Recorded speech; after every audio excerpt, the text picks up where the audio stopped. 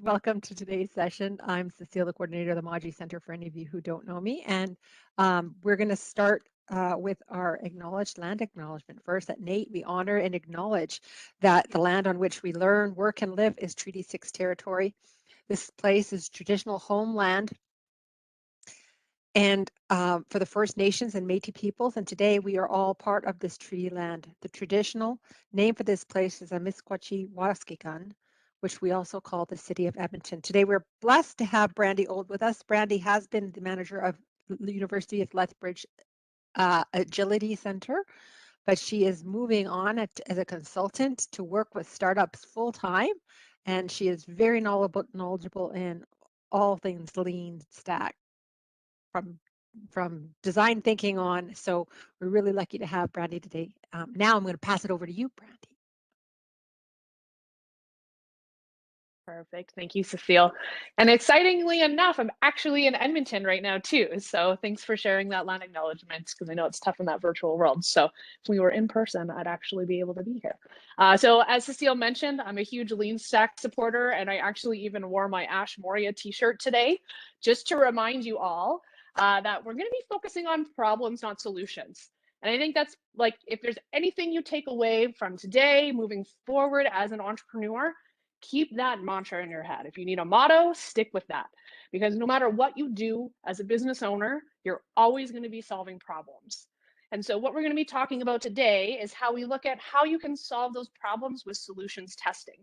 And so where I'm going to come in is talk a little bit about kind of how we get to looking at how to run some tests with some users. We can get some really good feedback in where we're going. And the whole proponent of this, as you see on the slide, is let's get a whole bunch of ideas so that we can get the biggest idea, the best idea that actually formulates into what we need. So, as Cecile said, my name's Brandy, and I'm transitioning out of the U of L. So this is the first kind of official time, I guess I'll be saying, I'm consulting with Ground Floor Labs, which our focus is really supporting early stage entrepreneurs. And we look at helping underrepresented folks, particularly in rural spaces, in how to get out to market and test and validate your ideas. So really excited to be here today and helping you look at how we can bring in empathy to run some of our tests that you'll be working through on your businesses. So one of the most important components here where I really want to challenge you to think is you have to ask yourself a question as an entrepreneur. Do you want to be successful or do you want to be right? And this really is a challenging question. Craig Elias asks this all the time. I'm sure he'll probably remind you of this if you're in his session in February. But it's really important as an entrepreneur to make sure that you're taking those inputs and feedback to make sure that you're successful and not digging your heels into, well, this is the idea I have, and I'm not receptive to that feedback. And really, it's about knowing what feedback to listen to and how to be flexible with it, okay? So the most important feedback at this stage when you're testing your minimal viable products, if you have an idea, is that you're listening to your target customers. There's a lot of noise. As an entrepreneur, I hear this all the time. People go, you know, you don't starve as an entrepreneur, you actually drown because there's so many resources, there's places to go. And so with folks like Cecile and Dale around, you're in like fabulous hands to help you navigate that ecosystem and go through the process. But keep building that network, keep growing as you go back to those mentors, talk to your clients, and get that path carved for yourself. And just remember that you've never done it before, and that's okay. Keep learning, keep failing, be flexible, have that belief in yourself, lean on your system, and I guarantee that you'll have some form of success, even if it doesn't look the way you originally intended it to. So today we're going to be talking about design thinking, which is a methodology that's used to help us hack problems.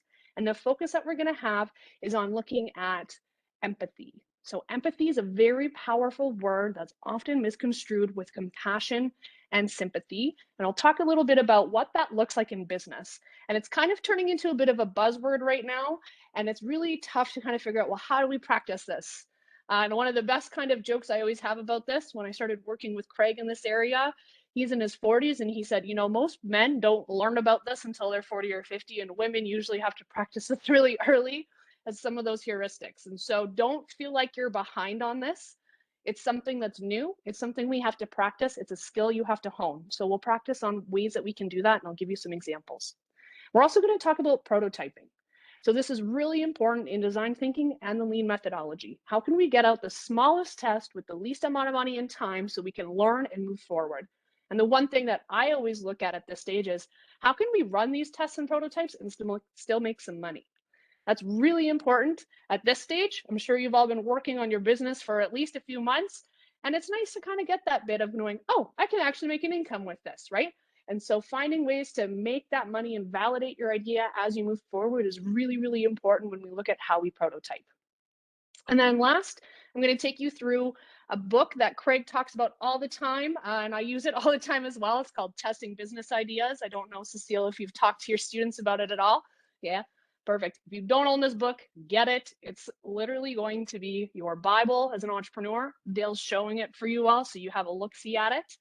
And we'll go through some of the experiments and what this looks like so that you can apply it into your own business no matter what stage you're at. So, where do we start? It's really, really intimidating as an entrepreneur when you have an idea, you've gone through your customer discovery. You have to kind of take that leap into faith of going, okay, I have a prototype. I think I have to get started somewhere. And often that switch between doing customer discovery, looking at your market segment and business planning, and jumping into building can be very challenging. And so I just want to recognize that as an entrepreneur, when we have those emotions, it's something that you're not alone in. Everyone has this gap. Through the years I've been coaching students, this is the place where people that become really good at doing the discovery and listening to people really struggle into this shift. And so it's kind of moving from the planning phase into the getting into action phase. So this is kind of the process that we're going to be focusing on, and how to switch gears into, well, how do I build? Where do I get started? So when we talk about empathy, my favorite way to describe this is actually something that design thinkers use all the time, and it's called other people's shoes. And I'm sure you've heard this, probably in grade school when your teacher's like, well, think about what it feels like if you pull little Janie's hair. And we kind of have that notion of what empathy looks like in that space. And it's a little bit more complex than that, but this is really important to think about, well, what are the shoes that you need to fill when you're practicing empathy? And really, those shoes are the people that you're going to be selling your product or service to. You want to try to get into the minds of those customers, those potential early adopters that you've maybe identified, and go, what are these people doing with their times, right? And I just love even the visual of shoes, because you can see through just looking at someone's shoes, we can start to curate some stories, right? We can imagine that those top left, pink hot high heels, that person's going to lead a very different life than the individual that has a ski boot on, right? And so you can even look at some of those different characteristics of how we portray ourselves, the clothing that we choose, the places we spend our time in, the people we hang out with. Those are all really important implications around what our customers are doing. And it will help inform you as you're observing and doing your tests and thinking about, what other things can I observe? So the person that leads in the space around this, if you're looking for some ideas around how do I look at getting into this space, check out Brene Brown. She has a very wonderful, short video. It's like 2.5 minutes, and it's a little cartoon where she explains the difference between empathy and sympathy. It's very, very powerful. And if you're stuck on what that definition is, take a peek at it and just go, okay, now I'm starting to get it. So Brene Brown, big leader in here. She's got a whole bunch of TED Talks. She's like the core person for looking at what this looks like. So take a look at her if you're kind of still stuck on what is empathy and how do I practice it. It's a very important soft skill that as a leader, you're going to really need to hone in so that you can make those appropriate decisions as we move forward. So why do we empathize? Thanks for sticking that in the chat, Cecile. The whole point we empathize is so we can dig deeper, okay? So the point of empathy is to make sure that we understand what's going on by doing things like observing, asking questions, and following people around. And I know this is kind of like, I'm going, oh, follow people around, that's a little stalkery. That's not really where we're kind of going with the empathy, although it is a great way to do it. And so even just like as an example, I had some students that were trying to understand the behaviors of people that were at malls, and they were trying to come up with a marketing company. And this was in Lethbridge, and this was before COVID. So they actually went out to the mall, and they were following people around in the mall to try to figure out what their shopping behaviors were. And they ended up getting tagged by security and having to leave because security were going, you're a little creepy. So always make sure that you position yourself in a way that when you're doing your observations, It's in a space that you can do it where people feel comfortable. And this is really an important aspect of when we do this, is asking for that consent when we're doing observation.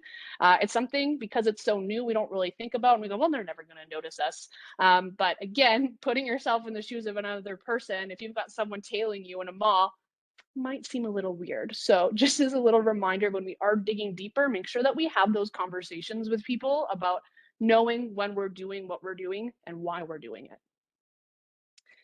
So I'm going to kind of get into a little bit of interaction here. Feel free to put in the chat or unmute. But there's two innovations that are recent. So VR and Joules. So those came out of Stanford that missed empathy when they were developing. And I just love to see, does anyone have any idea about why, like what would have happened with this? What's wrong with these ideas? I'll give you a couple seconds to think about it. I could probably say something about the Jewel if you're open to it. Yeah, go ahead, Chris. Um, I think the problem with the Jewel is that, I mean, you're basically promoting something that, like you're promoting, like it's supposed to replace smoking, right? A lot of it, and be the healthier option, as they say, which it isn't. Research now that's coming out is suggesting that it really isn't. So the people they're not empathizing with are, I would honestly say, the consumers of these products who are developing potential cancer from, or potentially developing cancer from these products. And then on top of that, the physicians that are then having to treat in the healthcare system, that's having to treat these individuals that are going into the hospital. Yeah, you nailed it, Chris. Right? So if you follow the story of it, the jewel was actually invented in Stanford. And the whole point of it was these groups of people, these, I think it was two guys, they were like, let's help people quit smoking. And so the whole point of vapes when they were designed was to help people quit smoking. And in fact, as you pointed out, Chris, right, we're seeing a whole new generation of people that are smoking vapes that would have never smoked cigarettes. And we're seeing some really intense kind of long-term effects of what this new device looks like. And so without, kind of missing that empathy side around, well, is it actually appropriate to replace an addiction with something very similar, and kind of skipping that process? The inventors of this soon realized, oh crap, we actually did the opposite of what we were trying to do. And we're starting to see people start to vape and then smoke. And so the intent of this tool is actually not coming to fruition. And then I had in the chat from Sonia, she said, VR is hard to wear with glasses. And you're totally right. One of the things that happened with VR in the very early stages, they've gotten a little bit further away from it now, was actually around gender. And so I had a friend that was a beta tester for the very first HTC Vive. And their kind of demo that they had, you just walked around this little Venetian house. Like, it wasn't a game, it was more of a virtual tour. And he was like, you need to come over and check this out. It's so cool. And I had the VR set on for about 30 seconds, and I had to go to the bathroom because I got sick. And I found out a few months later, with all the beta testers, the designers of VR forgot to test with women. And it turns out that women actually compute visual information different than men in their brains. And so the speed ratios that VR was projecting were designed for men and not women. And women were getting consistently nauseous and vomiting from this tool and this game. And so when we think about our customers, when we think about testing, I love to use these two examples because they really demonstrate the power empathy has and the power that testing your idea has with the right people. And so often we have these blind spots. I see it in tech all the time, right? We always think, oh, gamers are guys. And we really have that focus on our early adopter segment. So it's not to say that you can't run these tests with early adopters, but don't forget about what is going to happen if you grow your business past your early adopters into the mass market. A lot of these tools, tech particularly, products, have these issues where when they get into the mass market, all of a sudden there's these big problems that they just never foresaw because they didn't do the right testing. So that's really the core component. And Katie too, you had the same problem as me. It was awful, it was terrible. I'm glad they fixed it. VR is pretty fun.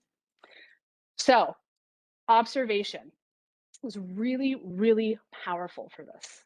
So just imagine with the Jewel, if they had given a prototype over to someone that had never smoked and they followed that person around for a month or had them keep a journal to find out, what does this actually do? Does this decrease your desire to smoke or does it increase it? And so a great way to even look at a test for that is to do an opposite test. So instead of just testing with people that are trying to quit smoking and you go, oh, hey, the numbers are reducing, Test the opposite and see. We often have blind sides in those very specific areas of, if we just flipped it on its head, we'd be able to test it differently. The same thing would go for the VR headset, right? If they had put it out to female testers earlier or had a female on the dev team, they would have really quickly understood, wow, okay, what's going on with this set and how do we make it better? Rather than having that release and going, wow, okay, we had 200 people come back to us and say they're never going to use VR again. And those things can be very damaging for your brand when you move forward, because that value set of feeling unseen is really powerful for your customer.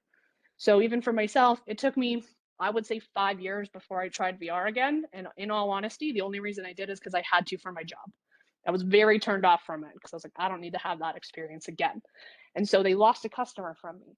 And not just me, but all of the other people I talked to when I said I got sick, they were like, well, that sounds awful. I don't want to be a part of it. And so when we talk about word of mouth, it's very, very powerful in the process of when we do those kinds of components. So making sure that you have a really good set of looking at, what is it that I need to see?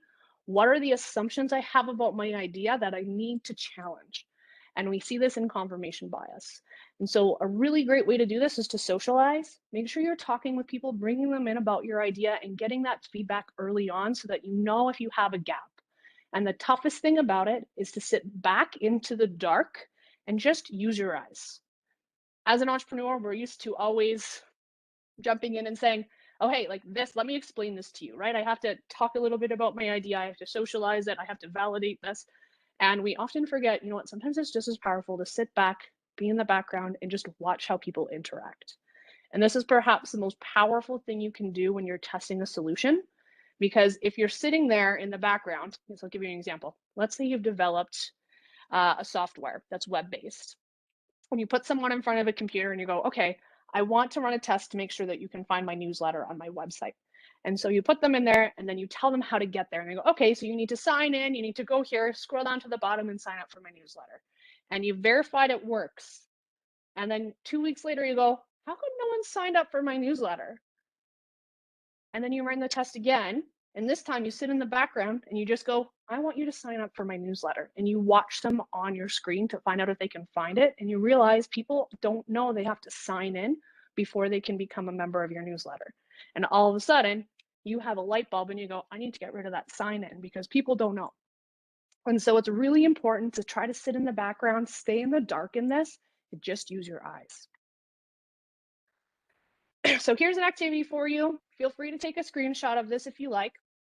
This is the process that I use for when we look at how we observe. And so it's as simple as remembering your vowels. When you're looking and observing, these are the things you want to be taking note of. So first of all, you want to be looking at the activities of your users. What are they doing? Why are they important? Sorry, just give me a second.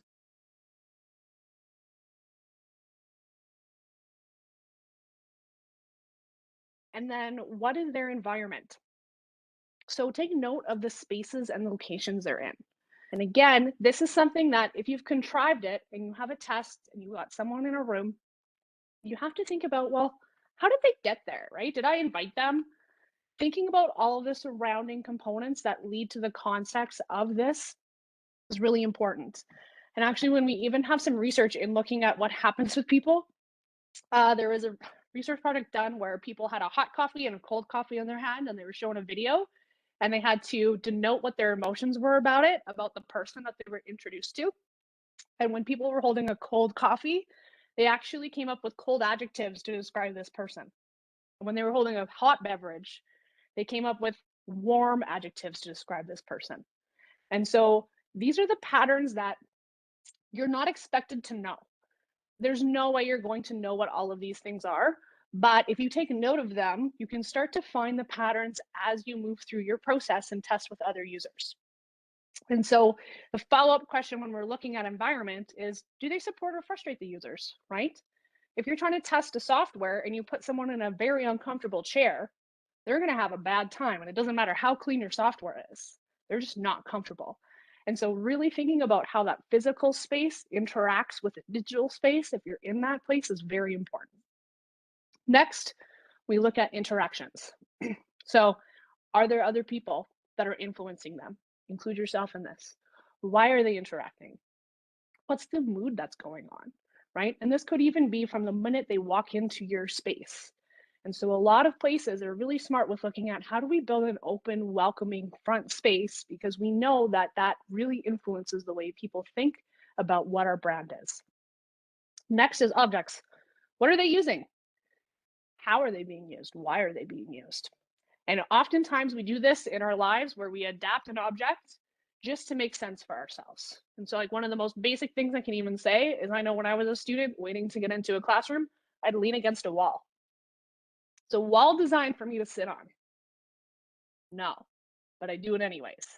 And we manipulate our environment all of the time. And so, these objects that people use, if they're picking up a pencil to do something, to interact with your space, it's all really important information to gather so you can go, hey, now I understand that maybe I need to be selling a pencil.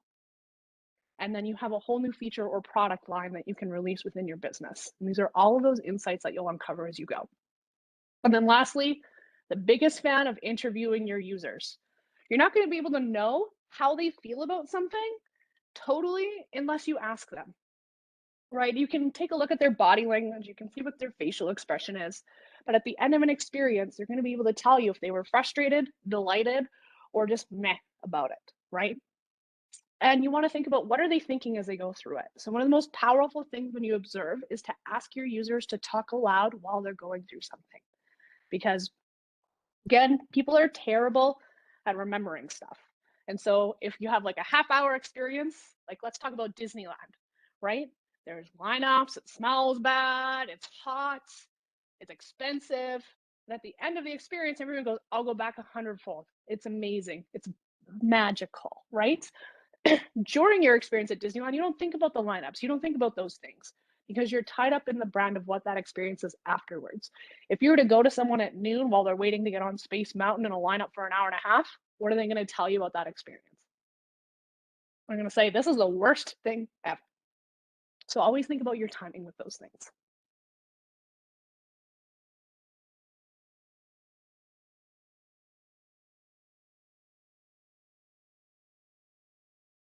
So one of my favorite examples for this is Danone, a yogurt company. And they did a lot of observing out in Bangladesh. And the guy that started Grameen Bank, Yunus, had noticed a lot of the kids in Bangladesh were actually undernourished.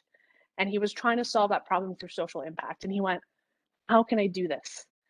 And he noticed that all the kids in the village loved yogurt. They'd be able to go get yogurt. There was always stands. The parents could afford yogurt because they could get a little cup of yogurt. It was 50 cents.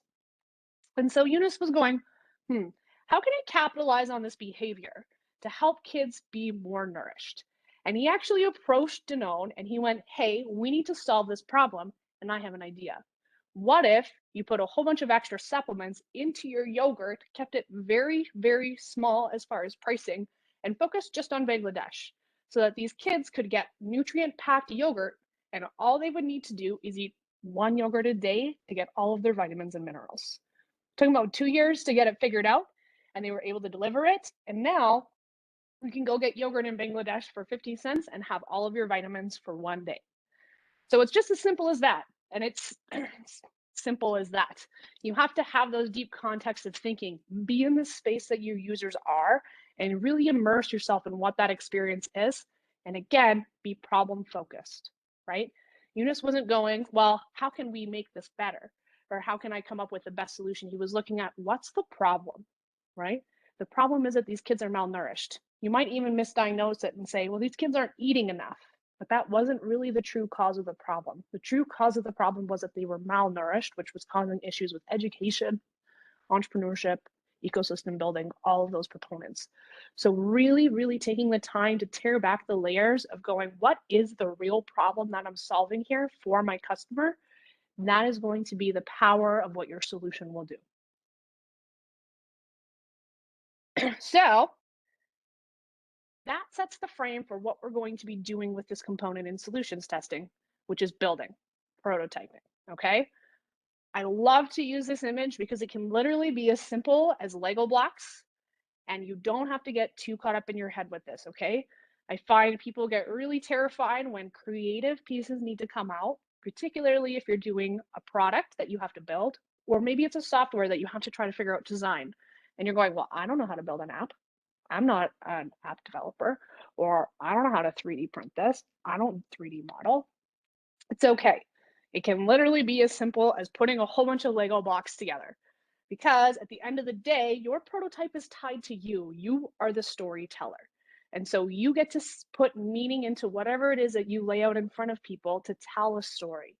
And so that's really what a prototype is used for, is it's a storytelling tool. So the types of prototypes that you can see that we'll talk a little bit about are ads. So I'm sure you've seen, your Instagram ads, maybe you've even thought about doing some ads. That's a prototype. You can advertise something that you don't have built. So don't forget that. I have students do this all the time where they go, well, I don't have an idea, or I don't have like a workshop figured out yet. I can't advertise for it. Not true.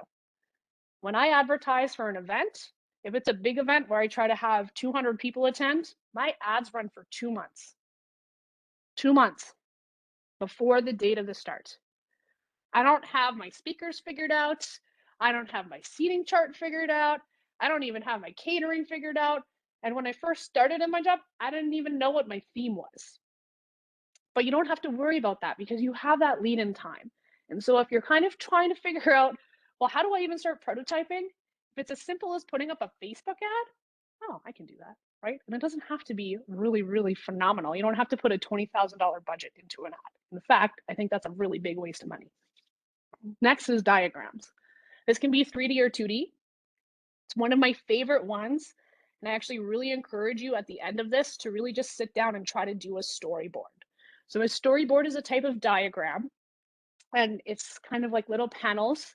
And a lot of people will do this. You might have done this in like grade 6 when you're writing stories. And you have to draw out what's going to happen across a story. And these are really powerful when you look at prototyping, because you can draw out the user experience before they come and interact with your product or service, what happens while they're interacting with it, and what happens when they're done. A simple 3-panel storyboard that you present to a person and go, hey, can you read through this and tell me what you think? And then you sit back and observe. You're going to get a lot of information because they have to create meaning in that story that you've presented. You can also do dioramas. So as an example of that in the 3D really big way, I think it was Boeing. They were trying to reorganize their planes to make sure that they had more space because people don't want to pay for check bags anymore, right? So they're all bringing their bags on the plane and it's causing a lot of problems. And so they were like, how can we save space and weight on our plane? So instead of going out and spending billions of dollars on redesigning a plane or doing 3D models and then trying to translate them into physical, they just took one of their warehouses, they emptied it out, and they took like pool noodles and chairs and people, and they tried to recreate the design of chairs for in planes to see, can we change the way people sit on a plane? Is the 2x2 or 3x3 in these rows the right way? Can people face each other? Does that save space? And everyone brought bags and they just used like school chairs. And so it can be as simple as that in the sense that it doesn't have to be beautiful. This notion of prototyping, it should be rough. It should suck. It should look like you only spent a half an hour on it because you should only spend a half an hour on it. The best way to get these pieces going is to get rid of those assumptions that you're like, well, how does this work? And figure it out as you go. The next, mock-ups. These are like 3D models, a sketch of something. Let's say you have a clothing design. Instead of going out and like doing the clothing, you could sketch out the clothing, whether it's digitally or by hand, and just present it in front of people. It's something that people can look at, they can interact with, they can hold it, they can go, oh, okay, I kind of get how this works. Models, these are the things that we're used to seeing in the product world. So 3D printing, I think, has been the biggest disruptor in the space of models. I think the tough thing with 3D printing is that we always think, oh, it's an easy button. I can just stick it to a printer. It'll make it. It'll look perfect. It'll be beautiful. I don't have to put time in. The problem with that is you have to know how to 3D model. And so if you don't know how to 3D model, don't go, hey, I'm going to spend the next 100 hours learning how to 3D model if that's not a really core component of your business. Models can be as simple as taking your old toilet paper rolls and gluing them together with cardboard, right? It doesn't have to be a perfect rendition again, right? Don't worry about the colors. Don't worry about what it is. Make sure that it's interactable. I'll give you an example actually of a failed model. So I teach a design thinking course every year, and I had a group of students that wanted to create a device that would scan food in their kitchen so that if you put an apple on it, let's say, it would take a scan of that apple and go, this apple has this much more of a life. It has this many calories in it. Here are your macros, tell you where it came from, all that stuff. And they got really nervous about wanting to actually build a model. And so what they did is they found a 3D representation of something that would work online. And they went, perfect, I don't have to build a 3D model. I found someone else that did it, and I'm just going to go print it. They printed it in the innovation zone. It took 15 hours to print, and it came out this big. So when it came time for them to present their prototype and get feedback, you couldn't put any food on it unless you were a Polly Pocket, and it didn't move. So we didn't get to see the full effect of how the apple would be scanned. We didn't know what part moves. And it was really challenging for people to give feedback to them because they were like, well, this is just a little widget. Like, I don't get how this works, and it doesn't have any value for me because we can't think about how that would sit in our kitchen. We don't know the size. We don't go, oh, maybe it's too big for the counter. And it's not something we ever thought of when we were designing the tech. And so really making sure you pay attention to the core components of making sure people can interact with your components, very important. And then last is role play. This one, you have to have some people. You have to be okay to be a little silly. You're kind of taking out that drama component, and you want to act out what something is. And so that airplane existence could be something, right? Maybe you want to act out what it's like to load people onto a plane because airports know that's where things get really slow. And so you can actually role play that and go, okay, where are the pain points here? We're in the actual setting. We know that there's a bottleneck. How can we make that better? And so maybe it's a component of making the door bigger. And so if they just had a little cardboard door, all you need to do is take a little X-Acto knife, make it bigger, and have 2x2 come in. And all of a sudden, you've just tested this idea that maybe popped in your head as you were looking at it, and you're like, hey, that works. Or, ooh, that didn't work. Let's get a new piece of cardboard. So keep it dirty, keep it simple, use the stuff that you have on hand, and use the skills you have. If it's not you, think about who else is on your team, and think about the resources you have for it. So this is perhaps one of the most phenomenal examples of how prototyping can be implemented. And IDEO was actually the company that designed what we know now as the AED, or like the defibrillator we all see in all of our community spaces. And I'm just going to take a pause and see if anyone knows about this story. But just in the chat, if you had to design an AED and it was a brand new idea and you had to try to figure out how can I prototype this in the quickest way, which type of prototype would you do? I might do sort of a mock-up of it, so build it out of like something like cardboard. Mm-hmm. Yep. Anyone else? Or perhaps like yeah, mock-ups or diagrams or something. Mm-hmm. Awesome. So yeah, the mock-up, 100%. And they role played also. So they had someone on the ground. Yeah, perfect. Thanks, Pete. So a blend, right? So to mock it up, they actually used a phone book that they literally just tied strings to use in the place of where you'd be placing the components for the AED. And then they brought in actual paramedics to test it. And the IDEO folks stood around in the circle and they said, okay, let's say that this person has just had a cardiac arrest, they quit breathing and they're on the floor. This is what you're going to be using as a defibrillator. Please use it. And so instead of coming up with the whole piece, and if you've done CPR training, you know that there's this little robot voice that comes on, you push a button and it goes, hello, like this is your AED, make sure that you're not around water. And they give you the instructions for it. And so they actually just had a script that one of the designers would read to give the people the instructions as if it was automated. And the very first thing they learned is that their start button was way too tiny and they had it on the top part. So when you laid down the AED, you couldn't see the power button. And so the paramedics right away were like, I don't know how to start this thing. And so they had a stack of paper behind them. And this guy just grabbed a red piece of paper, cut a giant button and stuck it right in the middle. And he went, okay, that's your power button. And right then and there, they built a prototype for the AED that was functional for paramedics to do while they role played. And so when I say it should be simple, if you can pull a phone book and some strings and paper together, that's an effective prototype. It's really about how folks interact with it and what you learn from it. And so the way that you frame this is by going, what is it that I need to observe? So going back to that AEIOU, what activities do you need people to do to interact with your product or service? And how can you watch them do it in the simplest form? So getting into how you can actually set up some of these experiments, Testing Business Ideas is a fabulous book for this, okay? So you need to be thinking about your assumptions when we're running a business, okay? This is the biggest piece you want to be prototyping. So it could be maybe you assume people are going to adopt this product or service. So maybe you want to run some tests to find out, well, do they actually want this? Where does this go, right? Maybe you want to look at, do these ads work? And really what this is a really great way to map this. And so I'm actually going to give you 5 minutes to draw out this matrix. And really what you want to do within your own business idea is think about some of the assumptions you have, okay? So one of the most basic assumptions that almost everyone should have on their board should be that there's whatever target market you have need or want your idea. So that's the desirability side of it. The other thing is viability. Can you make enough money at it? And feasibility, which is, can I actually do it? Do I have the resources, the team, the knowledge to do this? And so just think about the top 3 assumptions you have about your business idea right now. And once you have those down, I'll tell you what you do next.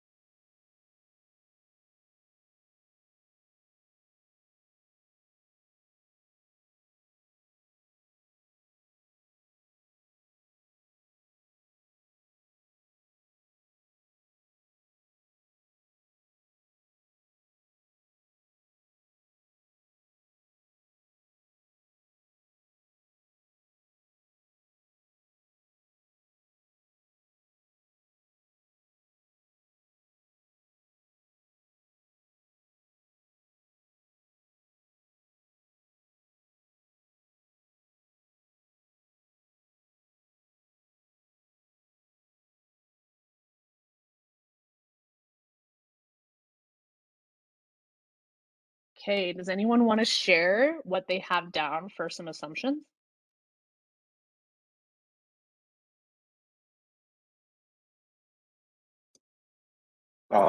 I can try one, Sure. if that works for you. Um, I'm thinking that, and correct me if I've got this whole thing wrong, because I might be thinking about this differently than what you want presented. But my assumption would be is that we can remodel liquor stores to put or do a complete remodel of liquor stores to serve the customers. Okay, so like, Is that too vague? It might be a little bit too vague, that one. yeah, so well, I guess, okay, are you coming at it from the lens of like you can physically do it, like you have the resources, the time, the knowledge to do it? Or are you coming at it from the lens of that there is a need to redesign liquor stores? Like you think people want a Um, different experience? there's a need, there's in at least in my Blue Book project, there's a need to redesign liquor stores due to the growing problem of theft of alcohol in the city of Edmonton, Okay. and remodel it in such a hybrid way that we take certain products and we keep them behind counter. Okay, so I would say maybe one of the pieces of your assumptions then is that there is a desire, right? Maybe it's from the liquor store owner. So you want to think about your customers, right? So is it the owners? Is it the workers, right? Owners will be like, yeah, heck yeah. Like I remember in Lloydminster, like we had to start putting the cement barricades in front of liquor stores because people would just drive their cars through the front and steal everything. So it didn't matter if you stuck it behind the counter. They're going to get it, right? So we can come at it from a few lenses. We'll stick with the desirability side, right? So to kind of finesse that out a little bit, Chris, you could go, okay, there is like a need by far of the customer. So liquor store owners see a need to redesign their liquor stores to reduce theft, right? So really specifying in that space. And you can then go to the workers and go, the workers need maybe a more ergonomic workspace or a better workspace. That's an assumption you might have, right? We all know change sucks. I don't know, the prank of like going into someone's house and moving everything over by like 3 inches is kind of like a thing. It's crazy, but the fact that the human brain is thrown off by 3 inches of furniture moved when you go in to think about a redesign, a really big assumption is that, your redesign is going to work per se, right? So even that idea that putting certain things behind the counter is going to reduce theft, that would be a kind of a really interesting assumption to look at for prototyping, right? And when you see, like for you, for example, a test I could see for that is do it at a liquor store or mock up a liquor store in your house, pretend there's a counter, put some stuff behind it, and then be like, okay, try to steal it, right? Let's see what happens, right? Give people their jobs, their roles. Someone's shopping, someone's working behind the counter, and you can kind of test out to see what that is. But really specifying in that sense of the need, I think is going to be really, really helpful for you. So thank you for sharing that, Chris. Is anyone else? So Hetal, you're asking, oh, sorry, go ahead. Yeah, sorry. I guess one of my assumptions is people want to get away from big crowds to go on their holidays. Okay. So when we're looking at that aspect, David, I think one of the things you can do if we look at the testing is that there is that desire of like, I still want to go away, but like, ugh, people, right? So there's that desire to have a vacation, but still be isolated. So that would be a great kind of way to riff on that. And then, if we flip it on the other side, as far as that location goes, what kind of spaces would you imagine people going to that would still be vacation, but not as packed as like Disneyland, say? Well, I guess what I'm thinking for more of like, people who enjoy nature or the outdoors. Generally, people go to places like Banff and Jasper, which are overpopulated, and people are getting frustrated that there are thousands and thousands of people. And I guess my theory is that they would go to other places if they were developed. Maybe they don't have the mountains, maybe they don't have, waterfalls, but they have different kinds of beauty that, maybe like rivers or lakes or, um, nature and lots of wild animals with a lot less people. Um, I guess that's a Cool. assumption, I guess.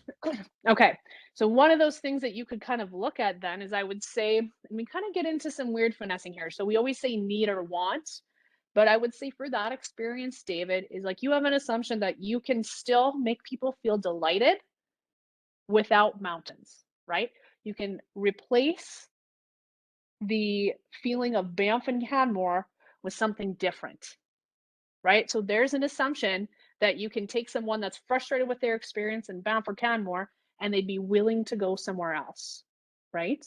And I can even speak for myself with COVID. I took some friends that had never been to Canmore that are now going, hey, I can travel. I can't travel across the country because of COVID, but I want to tour my province. I've never done that before. And so the first place they always think was like Banff, Canmore, Jasper, right? And so they decided to go to Canmore, and on Main Street, like the fudge store, it was an hour and a half to get in the fudge store.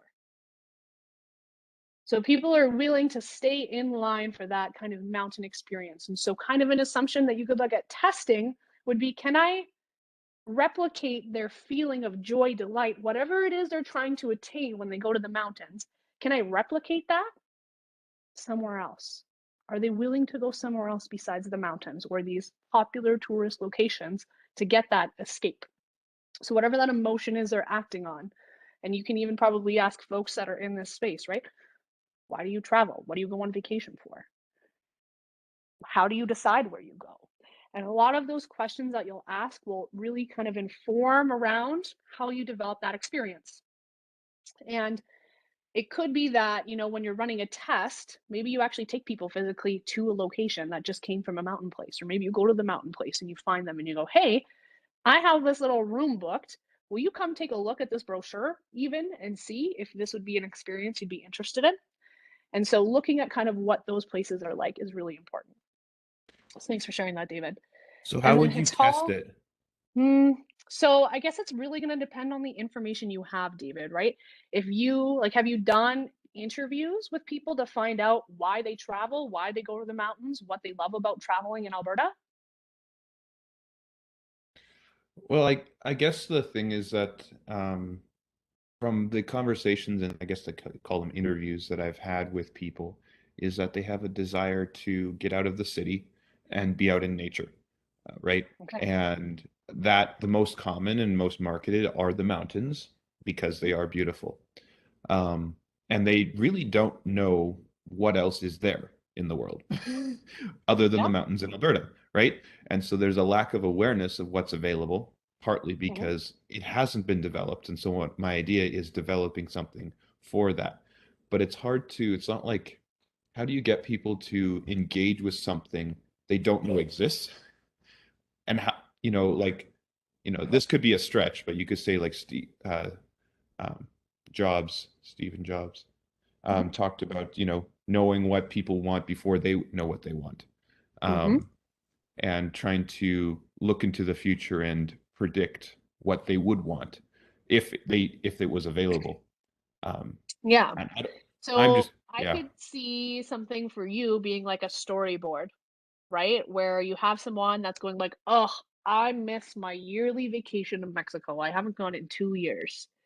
And they have that trigger and they just want to get away. And you can storyboard what your experience would look like and you put it in front of them and you go, okay, like if this was presented to you by your travel agent as an option for traveling, what would you think about it? How would it make you feel? And you can literally just even storyboard it out. A little bit further down, you could make a video, right? You can make a video ad and see how are people interacting with this? Are they following up on the ETV excursions? Are they following up on nature sounds? How can you immerse them into thinking of what that experience is so they can get the feeling of what it is? So even putting yourself in those shoes and going, well, how would I be able to know what this experience would be like if I'd never thought of it before? And so you're running those tests. Obviously, you have to find those people to run those tests with, but that's the focus that you work towards is you still have to pull those people, right? You're not at the stage where you're just going to have folks coming to you because you have an idea. You're still in this stage where you have to be like, hey, you know what? You answered my interview like a week ago, or it's your mom's friend's friend at work who's just complained about not being able to go to Mexico. Call them up and say, hey, I have an idea. Can I run this by you? And present that in front of them, watch them interact with it. And if they go, oh, bugs, no, right? I don't want to go to Northern Alberta because I know there's big bugs. And immediately when I saw that sign, I was out. And that information is going to be really important for you to help validate, okay, do I have the right group of people? Do I have the right location? And the riskiest thing that I'm hearing you kind of present, David, is that you have to develop this experience. So is there a way that you can test it without needing to develop a whole space for people? Because that's going to take a lot of time and a lot of money. that's very true. So thank you, Chris and David, for unmuting and kind of going through that. I hope the rest of you are able to kind of finesse out some assumptions. And on this matrix that we have on the kind of screen in front of you, what you want to be looking at is what assumptions do I need to test? Okay, so that screen that I shared where the person was like, oh my gosh, how do we even get started? That's probably how you're feeling right now, and that's okay. What you want to do is prioritize, okay? And so we have umpteen million assumptions running around, particularly about a business at all times. So the most important thing you can do as an entrepreneur is run referee for yourself and go, do I actually have evidence of this, or how do I know this for real? Because most entrepreneurs, anyone that's in this space, when I ask this question, when Wendy asks this question, when Craig does, I'm sure when Dale and Cecile do this too, entrepreneurs just go, well, I just know.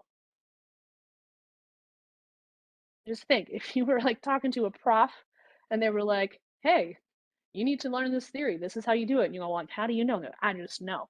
Do you trust them? No. Right?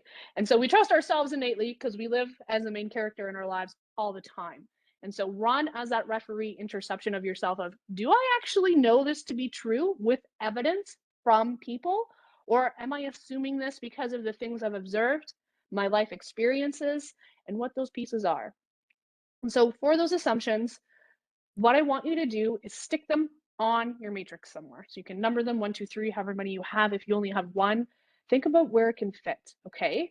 So on the right side of no evidence, this means, you know what? I think that people, like I'm going to pick on you, David, because you were the last one to talk. I think people want a different experience in traveling without the crowds by still getting out in nature.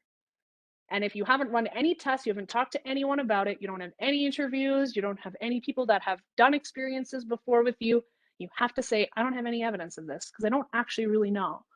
And then you have to think about how important it is for your business. So the question is, if this is true, will my business fail? And if that is a yes, that's a very important question to ask. And if it's a no, that's not really important.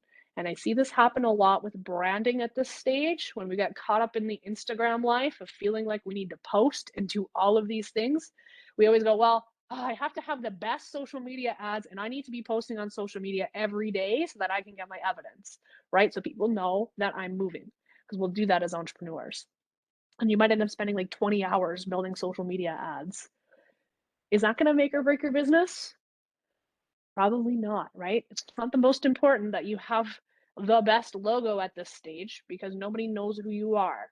It's more important that you understand whether or not people need or desire this experience than making sure you have a pretty logo.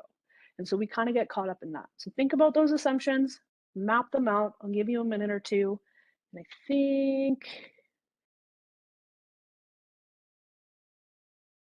you want to really focus on that top right quadrant, okay? So when you get that assumption that you have in that top right quadrant, I'm just going to give you a minute and I really want you to think about, is there any test that we've talked about so far that you think you could do? And I'll go back to the prototype types for you so you can see.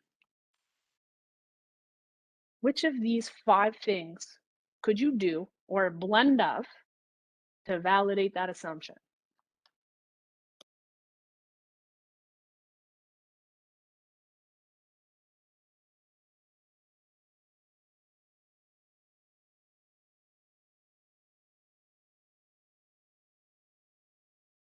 So the models to tell are like 3D models, physical representations, building things out of cardboard.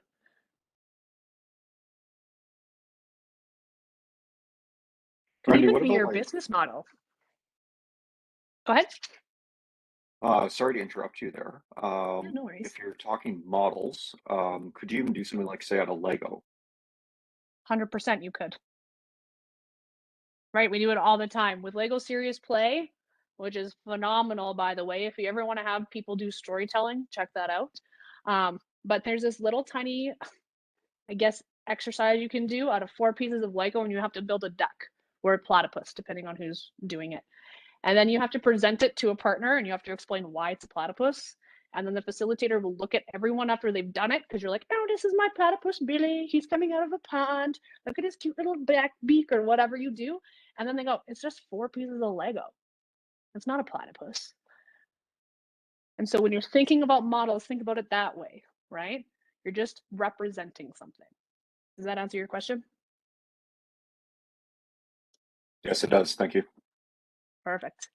Okay, so now that you have that, when we're talking about evidence, one of the things we always love to do is that interview process. And so no matter what you do with your users in your test, make sure that you have your free-form discovery interviews. Using that AEIOU model is very powerful for that. Having that interaction with people and go, how did that make you feel? What did you think while you were going through this? And then in the book, and I'll share these slides with Cecile too so you have them. If you're stuck on, well, what experiment do I do? David Bland has written out exactly the different types of experiments you can run depending on the type of company you have. So we have things for B2B, which is business to business. We have things for B2C, which is business to customer. And you can look at hardware, software, services, all of these different things. So there's all of these kinds of journey maps you can go through by looking at testing. So in the example of the hardware, You maybe want to run an interview to understand, do people actually want this or need this? What is the problem I'm solving? And then you want to go and do a search trend analysis online to find out, what are people looking for? What problem are they describing?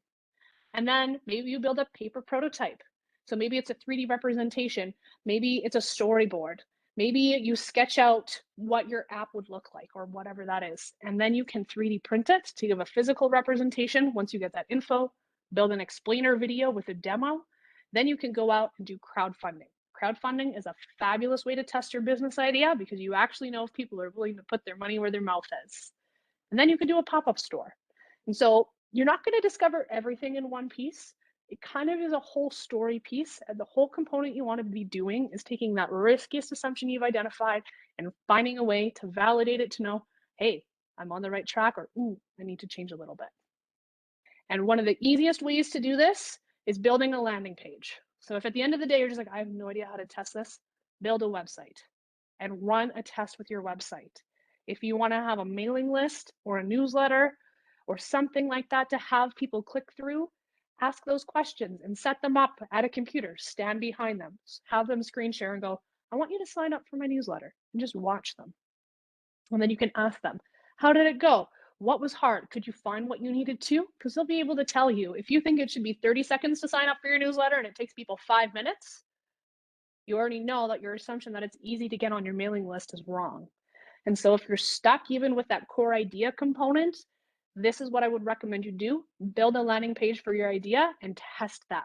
Make sure it works. Go in that process where it's not so close to your heart, because we guard our heart, right? And your business idea is your baby. And it's tough to be able to set that out and be like, okay, judge away. So if you're stuck on that and you're like, I'm not ready for this, start here.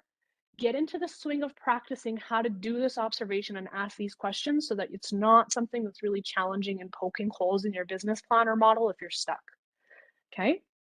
So really quick practice tips for you before we tee out today around what you want to do when you're doing these pieces that are best practices. So the first is encourage stories. Okay. When you ask questions to your users, always make sure that they're open-ended, meaning that it's not a yes or no answer, that you get them to describe something for you, that you get them to tell you something. Did it remind you of something, right? So for David, right, you're trying to build these experiences. And so like, I would love to ask questions of like, did this remind you of anything in your childhood? Right? Because you're like, oh yeah, like it reminded me of when my dad took me out to the lake all the time and it was really cool and I can't wait to take my kids. All of a sudden, now you've got some really valuable information. The next thing you want to do, take a pregnant pause. We love to fill space, and so do the people we're talking to. So if you've asked a question and you're like, I think maybe this person has some more information for me, just like wait 30 seconds, because they'll probably fill that space for you. The next, always past questions. Ask them about what they used to do, not what they want to do. And it's January, so I love to talk about resolutions, right? We always come up with, I'm going to be the best Brandy that I can be in 2022, and I'm going to go to the gym 5 days a week. Future Brandy, she goes to the gym 5 days a week all the time, and she will be doing it for the next 30 years. Past Brandy hasn't gone to the gym for 2 years. Okay? Those behaviors of what we used to do are much more valuable than those future things. The next is the 80-20 rule. If you're running a test and you don't know whether or not you're a go or not, 80-20. If 80% of your respondents have said yes, then you know you're on the right path. That's your goal for your target when you're measuring. And then lastly, the customer's always right. If they toss out a response to you that's far left field and you continue to get that as you run these tests, you know there's something broken with your prototype. And it's okay. You rebuild, keep doing it, right? Remember IDEO? Slap a new button on it. People don't know how to turn it on. It's not that your users are dumb, it's that your product isn't right. Fix it, okay? To end you out, the most important thing about these tests is to pivot, okay? So pivot means that you might have to change your idea based on the feedback you get, and that's okay. That's what these tests are for. So if your initial prototype doesn't work and you get some feedback and you need to change, be prepared to pursue plan B. Remember, you're always trying to solve a problem, not shove down a solution down a throat. And so be open to that feedback. And if you're not ready for it yet, don't run your tests. And that's okay. You can build yourself up to that. Think about where you are, if you're ready for it, and how to get to that space. So I've given you some next steps. There's a test card in here that you can literally write out what your experiment is, how long you're going to give yourself, what your goal is, why you're doing it, and track it. And this is really important because on February 3rd, I'll come back and we can workshop it a little bit as a lab session. So for those of you that are like, I'm ready to hit the ground running, I want to test this, use a test card, pick an experiment, run it, capture it, bring it back, or try to start it. And if you get stuck, come back and we'll workshop it together on the 3rd from noon to 1 and help you build it to make sure that you're on the right path. Okay? Got some resources for you too. Favorite thing, MVP Mondays. If you want to see people present prototypes, bad or good, it's a wonderful thing. Craig Elias runs it from Bow Valley. It runs from noon to 1 every second and fourth Monday, where real entrepreneurs get to present their prototypes. And if you're ready for it, you can be one of those entrepreneurs too. So keep working towards it, and we'll see you on the 3rd. Thank you so much for listening. Awesome. Thank you so much, Brandy. Everybody, I did put the link for the event on the 3rd in the chat. It's there. Really great. I loved how you break it down. You made it so simple to understand. The examples were excellent. So I can't thank you enough. Everybody help me. Thank you, Brandy. And I will get the slides out to everybody who wants a copy as soon as possible. Awesome. Thanks so much, Cecile. And best of luck building your business. I'm excited to see where you're at with your prototypes, folks. Thanks, Brandy. Bye, everybody. Thanks, Brandy. Nice to see you.